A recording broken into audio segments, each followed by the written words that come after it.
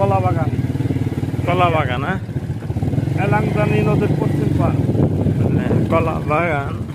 এলাংজানি নদীর পশ্চিম পার থেকে মাটি উঠছে ঘোরা কিভাবে মাটি বেকু দিয়ে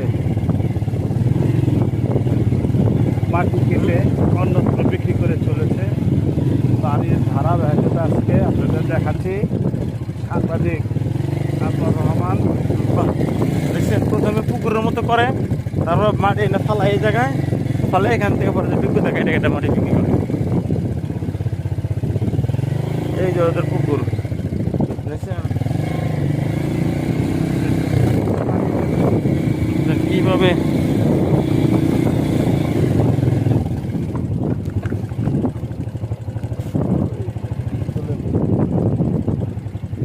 এই অবস্থা।